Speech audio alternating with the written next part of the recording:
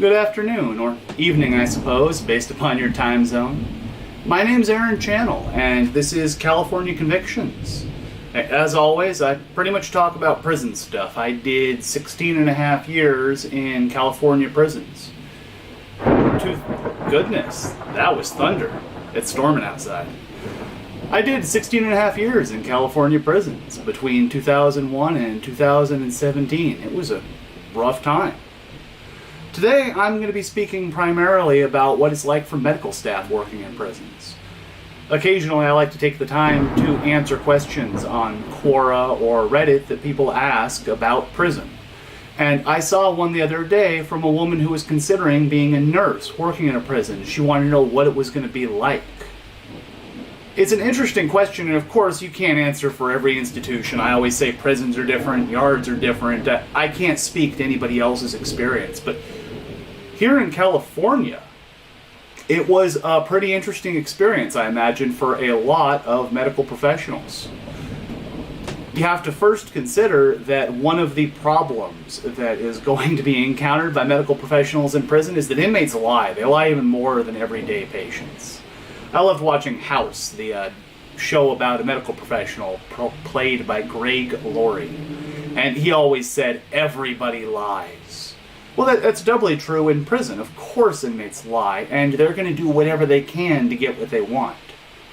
Consider all of the advantages that an inmate can have from manipulating a doctor. There's the obvious, of course, the drug-seeking behavior. If you can trick that doctor into thinking you're in a lot of pain and he needs to prescribe you opiates, well, you can get high every single day, which is what a lot of inmates have as their life goal.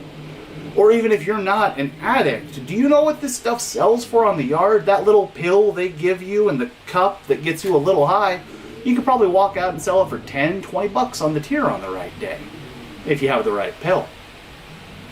So doctors have to be very careful taking an inmate's word for anything. Even outside of the everyday stuff, the drug-seeking behavior that doctors are used to experiencing, you have to consider that there are any number of things that an inmate can get if they have the right thing put in their file. If you're known as being epileptic or prone to seizures or anything like it, not only do you get the helmet that I've talked about before that they make you wear, they'll give you a bunk on the lower tier. They'll give you a lower bunk so that you can't fall down the stairs or fall off of the top bunk when you climb down. That's a real commodity to some people if perhaps they don't like climbing stairs or they want to live on the lower tier with their friend. Heck, you don't even need to pretend to be epileptic. You can just complain your back hurts all the time and maybe the doctor will buy it. They'll send you for an MRI and go, well, maybe there is some swelling here, and bam, you got yourself a lower tier or a lower bunk, or maybe you even get moved to the institution that you wanted to get moved to because you convince them you have this specific thing wrong with you and you know where you're going to be sent. This isn't even counting the psychiatric issue. There are any number of inmates who are going to lie about the symptoms of their neurological or psychological disorder in order to get something from the cops. Maybe they want to be moved to a mental institution. Maybe they just want to be moved to a yard where there are more mentally infirm inmates because they'll be able to take advantage of them. Maybe they got a long game they're playing. They need to go to this certain prison so they can get to a certain yard and break out.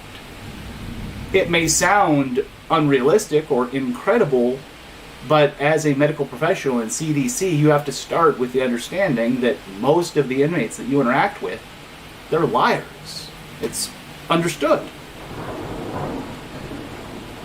Additionally, they have a classification, or rather had a classification of medical professional in CDC whenever I was incarcerated called an MTA. That's medically trained assistant. They had an interesting set of jobs. They were correctional officers. They had the job of providing security for the institution.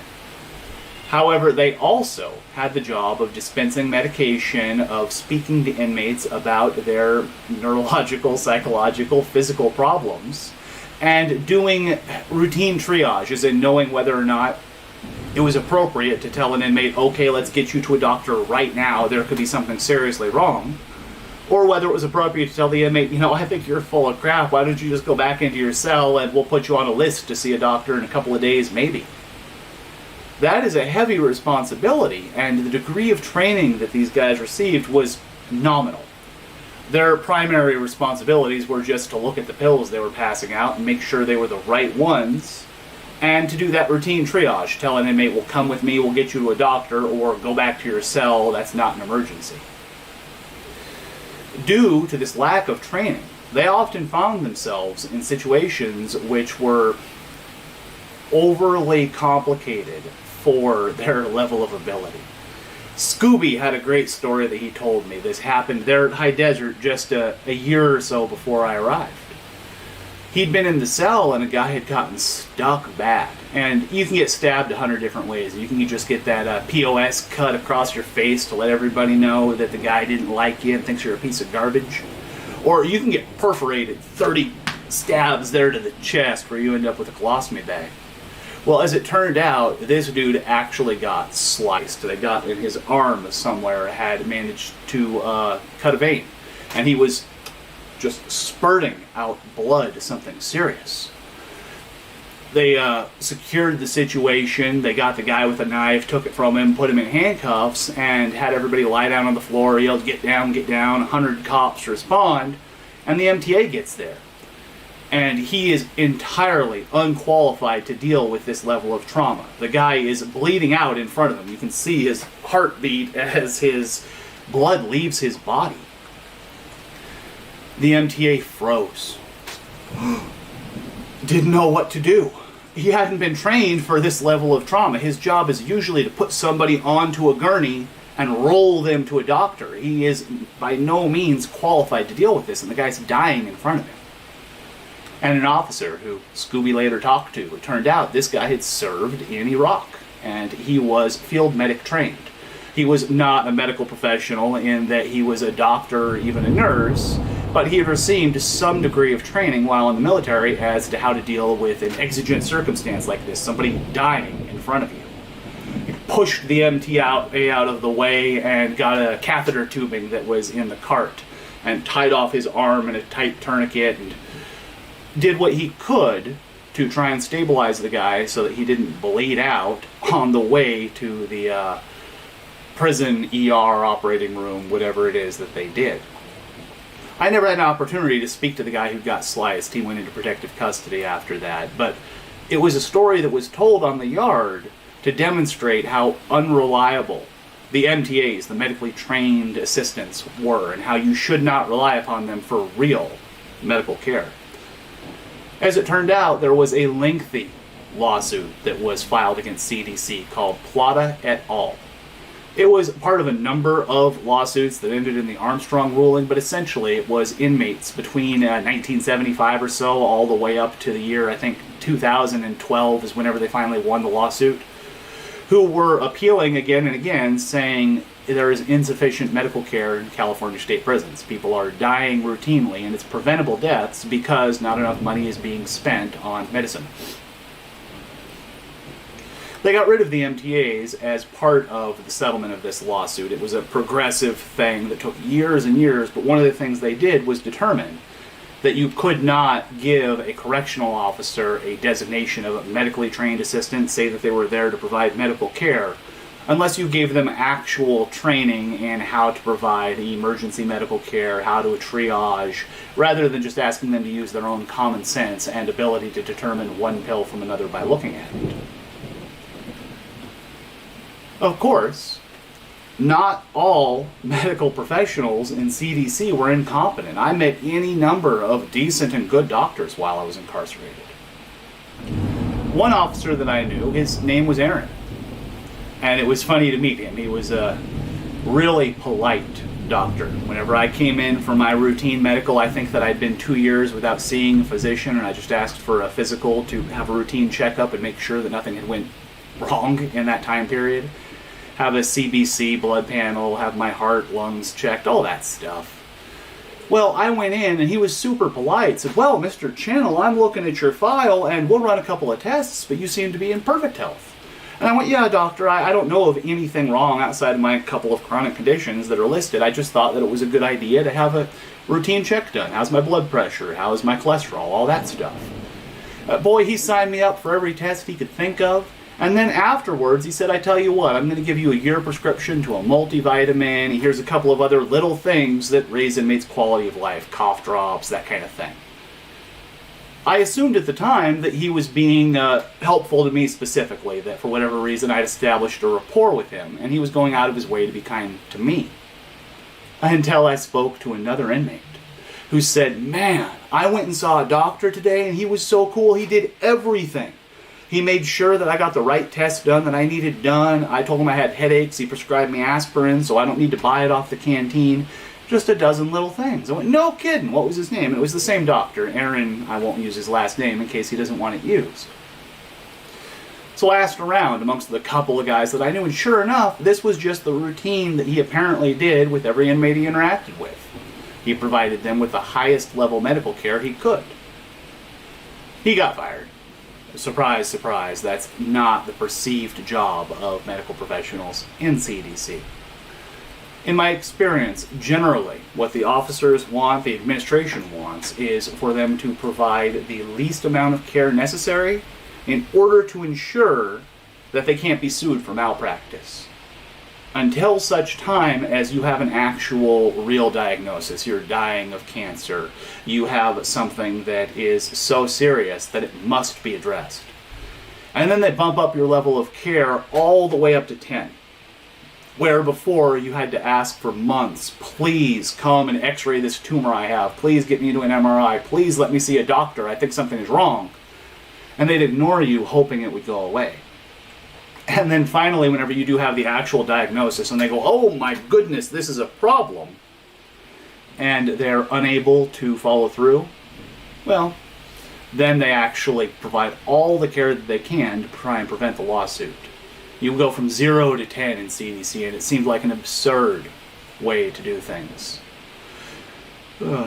Gino Lester asks, can I explain what happens when an inmate is in a hospital? Appendix removal, cancer, severe illness? I absolutely can, and I can give a couple of examples. For myself, I ended up needing to have a relatively complex oral surgery done. Whenever I was about 25 in CDC, I had a persistent pain in my mouth and I couldn't figure out what it was, and so I went into the dentist and they said it was nothing, and then whenever I was 26 they said it was nothing, and finally at some point after a year or two of saying, you know, there's something wrong up here, they arranged for me to have a full x-ray done all the way around my head rather than just x-raying a couple of teeth at a time. And they determined that I had all 4 of my wisdom teeth were severely impacted to the point that it was going to require my being put under anesthetic and actually having an oral surgeon open up the sides of my mouth and remove them, rather than the routine way that you would take out wisdom teeth. It was also determined that this was urgent care. It was not an emergency. They didn't need to rush me out of there that day, but that this was going to cause persistent problems, not just with my mouth, but with my eating, with possibly it could cause abscessed teeth and really impact my health. As a result, the administration decided to have me sent out to an oral surgeon in Reno, Nevada, because I was housed in Susanville at the time. Interesting that California inmates there in High Desert State Prison in Susanville, California, are not sent to a hospital in California. You'd assume they'd go to Sacramento or something like that. No. It's a shorter drive to Reno, Nevada, so that's where I was taken, to an oral surgeon.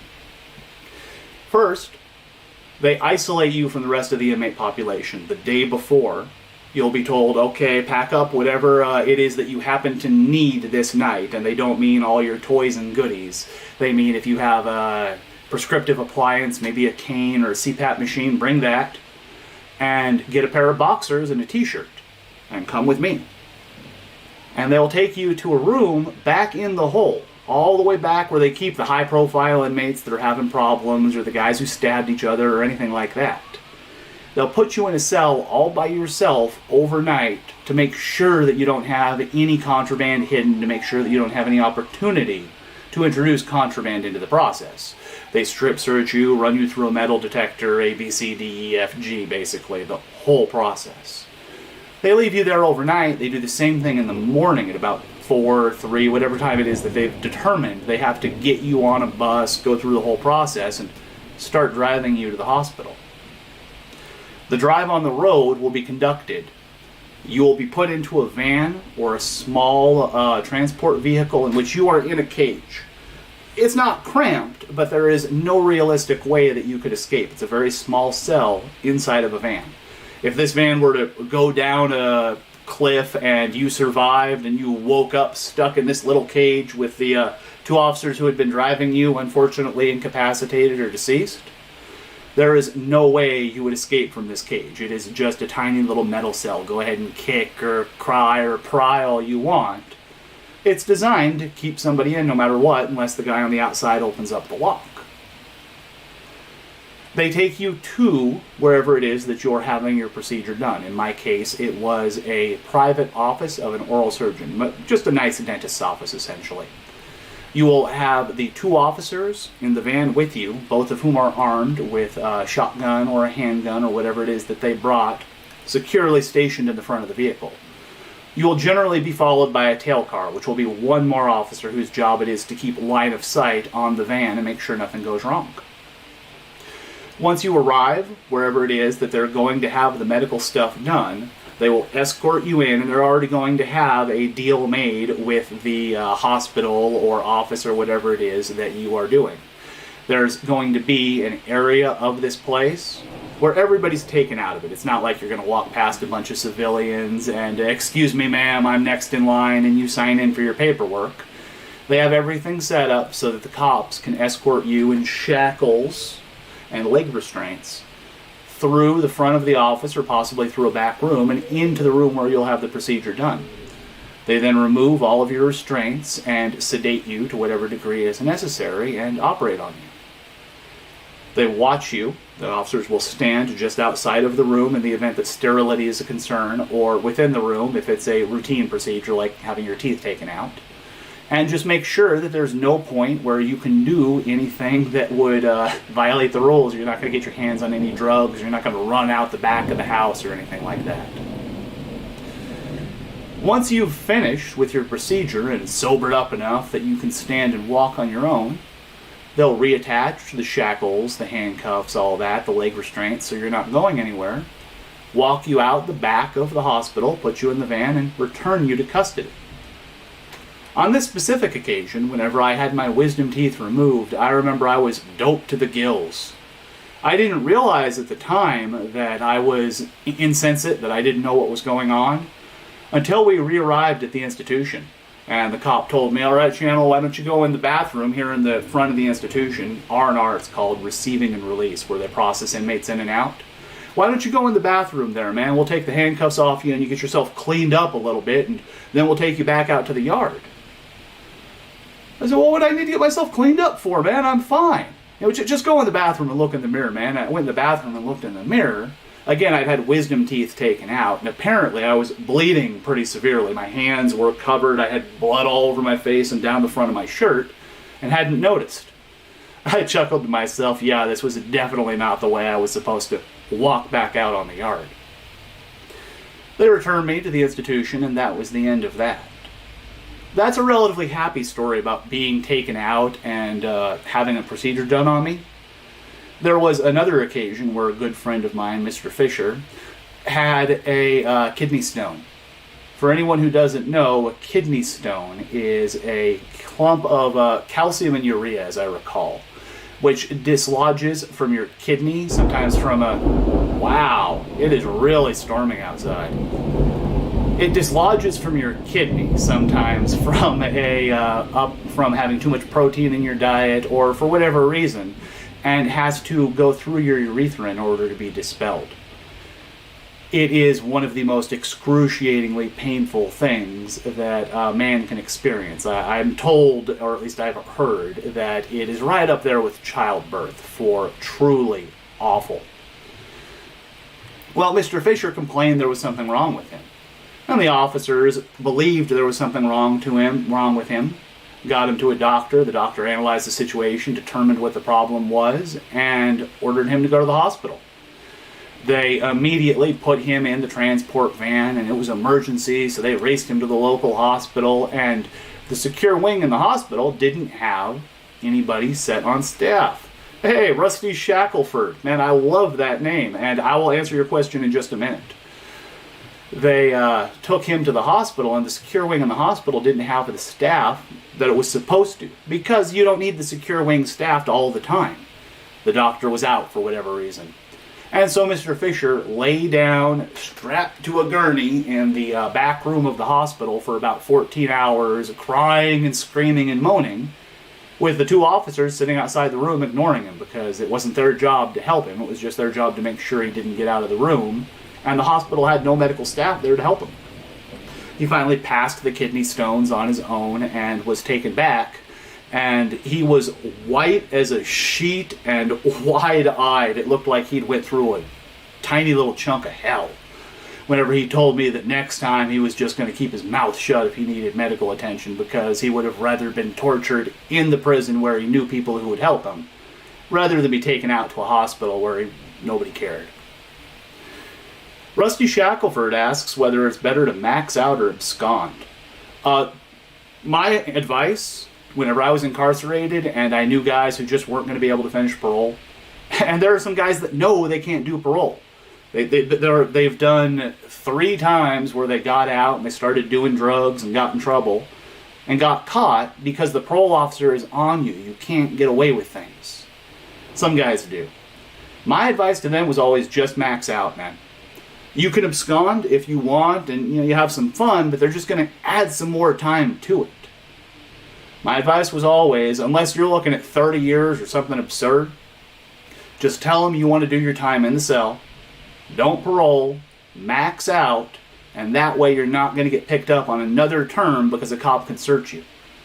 That's how all these guys get caught who want to keep committing crimes while they're on parole, is if you're driving, if you're in any circumstance where the cops are always checking in on you, you have things going on in your house that you don't want going on, you have drugs in your car, you can't stay sober for more than a couple of months at a time, you are going to get cracked. I mean, 9 times out of 10. They catch people. And then they tack on more time. This is how they keep people in the system just forever. They tell you got to do 6 months of probation and a 2-year suspended sentence, and that sounds like a great deal instead of going to jail for 9 months. Except you get caught because you're still committing crimes and now you're on probation. So now you're in prison for 2 years, and they say, well, tell you what, it doesn't have to be 2 years. How about you just do a year, and then you do a year of parole after that? That sounds like a good idea too. Anybody who's in prison and they say, well, you can just be on parole instead of in prison, that sounds like a great deal. But if you're still doing drugs and committing crimes on parole, they're going to crack you again, and then they're going to come at you with another deal. Tell you what, 5-year suspended sentence. Still sounds like, and they just keep upping the ante until you look at your rap sheet and you realize they got you for those 3 strikes. Or they're talking about, well, you've got 2 priors, and so we're going to really get you this time. I didn't max out, so I can't tell you for a fact, but I advised a lot of people. If you can't do parole, and you know you can't do parole, you know you're just going to go out and do it, tell them, screw you. I'm not signing your paperwork. I'm staying right here in this cell until I max out. If you do abscond, my advice would be to be very wary of things like social media and visiting friends and family. Outside of just getting pulled over because you shouldn't drive if you're wanted, that's the most common way people get caught, is posting things on social media or visiting friends and family and having a known address where the parole officer just waits until they're doing a roundup. And they go by the house where they think you're probably going to be, and sure enough you're there, and you try and jump out the back window, but they're already there. They know the plan. Let's see here. I believe I was speaking about medical professionals in prison. One thing that can be difficult for female medical professionals in a male prison, or I imagine male medical professionals in a female prison, or whatever other combination of this story you want, where you're sexually attracted to the people for whom you're providing care, is that inmates like to take advantage of people. Not always. Sometimes maybe it's an honest emotional relationship, but generally in my experience, anytime an inmate gets a female alone in a room where it's just him and her, if there's any way for him to change the narrative so that there's an emotional relationship, possibly even a sexual relationship, and that's the type of guy he or she is, yeah, they're going to give it a shot. And a lot of the drugs, contraband that were introduced into institutions, and a lot of the people who got in trouble for introducing stuff, well, it was medical professionals, nurses and doctors.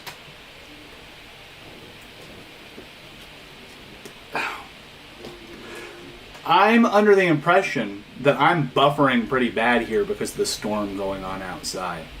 If anyone wanted to weigh in on whether y'all can hear or see me at all, it would be helpful, because I have a big flashing thing from YouTube telling me that y'all can't hear or see me. I'll keep talking regardless for a little while. I like talking. Medical professionals in CDCR are not held to quite the standard that medical professionals out in the real world are. In fact, one of the ways for somebody to get their doctorate, their MD, and be able to practice medicine in the United States if they are coming from another country, or one of the ways for somebody to maintain their license after they get in trouble in such a way that they might have otherwise lost their license, perhaps they were operating on a patient drunk, or perhaps they got caught stealing drugs from the hospital, and they did not have their license stripped, but it was a near thing. You do something called institutional medicine for a year or 5 years or 10 years or whatever the medical board determines is an appropriate amount of time for you to get your normal medical license back. A medical professional who is restricted to institutional medicine has to work in a place like an asylum or a prison or a jail. As a result, many of the people who worked in jails and prison, they were either relatively incompetent. You could tell they didn't really know what they were doing, or they were recent immigrants who had very thick accents and as such were difficult to communicate with. Which isn't to say they weren't competent medical professionals. That was being determined by their ability to treat inmates. Which in and of itself is a scary thought if you think about it. The board thinks they might not be competent, but they might be. And so the way they check is have them treat inmates for a year or two and see if they screw up. And if they don't, well, then they're probably competent. A literal lab guinea pig, I suppose, is the way you'd look at it. That sleaze girl let me know that we were having some issues, but everything's okay now. Well, that's wonderful. One thing that always interested me about institutional medicine, by which I mean the experience of the doctors and nurses treating inmates, is what it must be like from their perspective. I recall whenever I had my teeth examined in San Quentin, and this is whenever I was initially being medically processed. I was in a line of about 120 inmates. And each of us, our job was to wait. The guy in front of us would sit down in the dentist's chair. And the dentist would very quickly look through him and call out teeth. Tooth 1 is okay, tooth 12 needs this done, tooth 14 needs this done. It wouldn't take him 5 minutes. And then after he finished with his 5-minute, perhaps 3-minute examination of the inmate, he'd stand up and walk to the next station. There were about 8 doctors or dentists who were each doing their own thing. One guy was taking vitals, one guy was checking teeth, one guy was taking a brief medical history. Whenever I arrived at the chair, just because this is the type of thing I do, I try and always be polite. I was thankfully raised quite well with good manners. I have my sirs and ma'ams down pat. I told him, "Good morning, sir." And he looked at me like I was an alien, like I just opened up my face and something had popped out. He was confused. He looked at me for a second and said, "Do you know, I think you're the first guy out of the 100 people I've treated who has said one word to me. Hi, good morning, sit down, let's get you going." It's an assembly line. The doctors are encouraged to think of the inmates as resources, cattle who have to get processed through as quickly as they can. Similarly, the inmates are encouraged to treat the doctors as interchangeable cogs in a machine. You're not supposed to establish any kind of personal relationship with staff. Thomas Delling says that he's a new follower. He's been watching for like 2 weeks. Well, I look forward to having you around, Thomas. And Here for the Laughs says that he's glad to see me sharing again. I've said it a couple of times, and I'll say it again. I'm glad to be doing this again. It is unfortunate that I got this thunder and storming going on in the background, but heck, it is what it is, and I'm having fun doing a live stream. I hope to put out some regular content in the next day or two. I've said that before. The next video is going to be about books and libraries in prison. I know I talk about this stuff a lot, but I'm a reader. Always have been.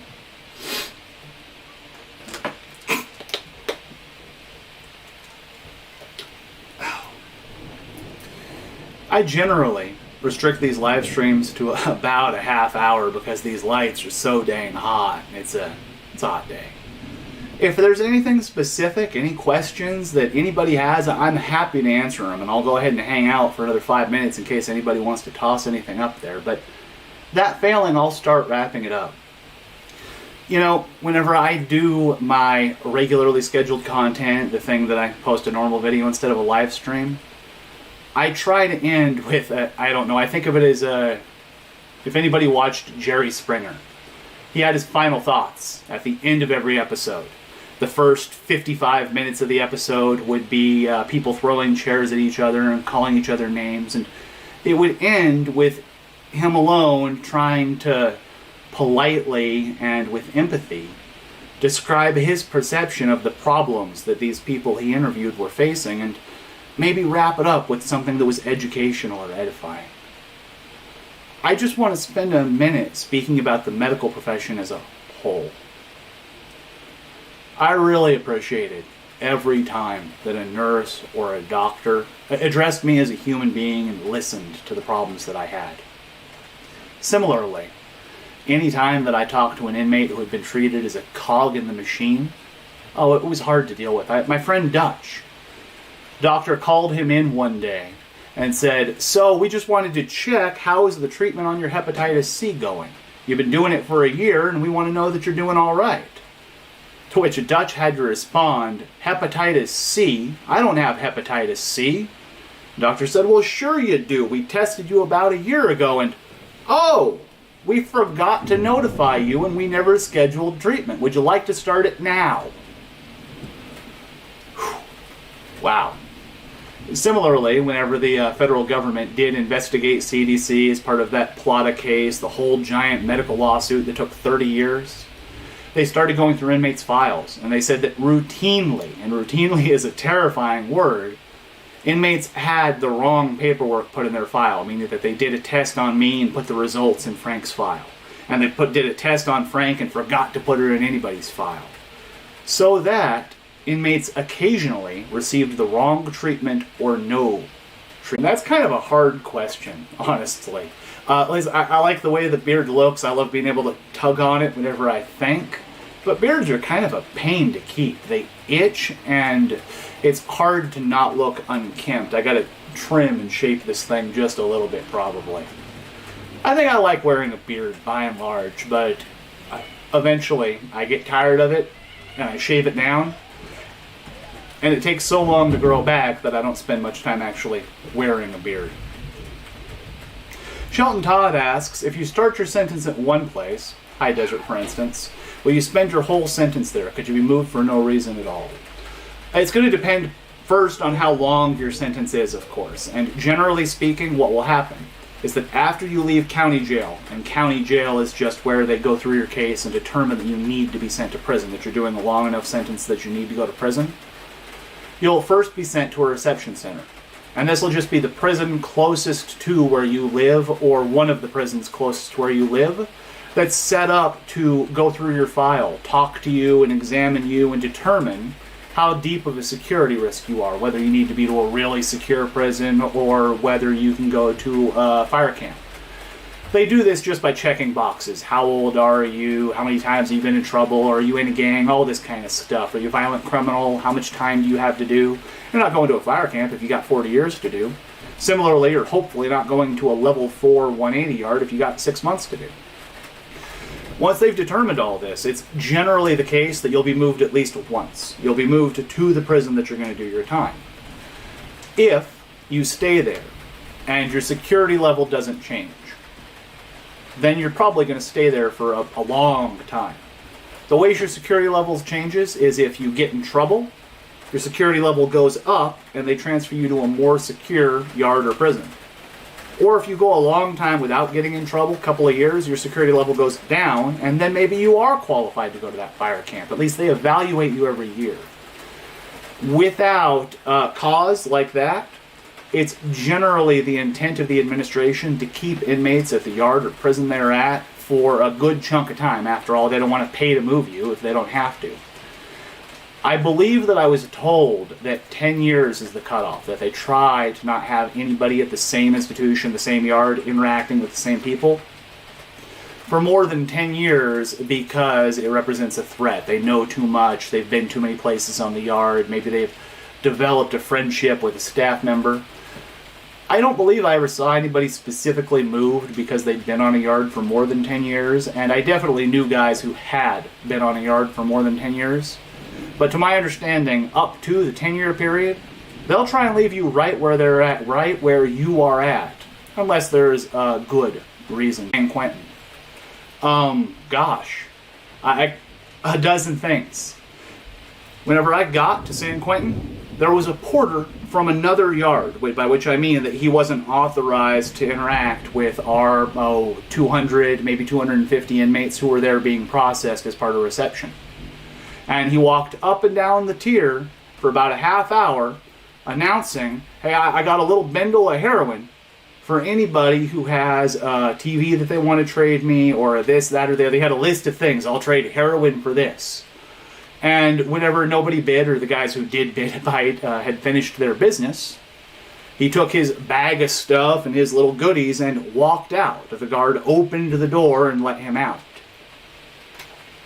That struck me as a pretty surprising deal, and I always wondered what deal he had with the officers that allowed him to have some degree of free run of the prison and dealing his drugs. Additionally, and I've spoken about it before, I had an acquaintance of mine, Mike. I knew him in county jail, and he had a complex case. He didn't like talking about it because he'd done some pretty nasty things to his wife, some awful things. He killed her, finally. Not legally, perhaps, but he ended her life. He was ashamed of what he did. He actually was ashamed. Many people feign shame. I talked to this guy for a while. I really do believe that he felt remorse in a real way. He didn't like talking about it. The fellas told him to bring his paperwork out to yard, and he refused. He got sliced up pretty good. I didn't see him get sliced, and I was led to believe that he'd been brutally hurt, but as it turned out, he'd been hurt just a little. That was crazy to see. About 2 years before I'd arrived there, there had been a gentleman in the same part there in San Quentin, Badger section, who had a problem with the other gang. He was one of 2 or 3 guys that were of one type of gang, and their rival gang had a bunch of guys. And rather than hang out and wait to see what happened, he made himself a knife and waited until they ran showers. Whenever they run showers, everybody walks in a semi-single file in their underwear, maybe in their shower shoes and a t-shirt or something like that, all in a line for about 30 or 40 yards down to the shower. You take your shower and you walk back up.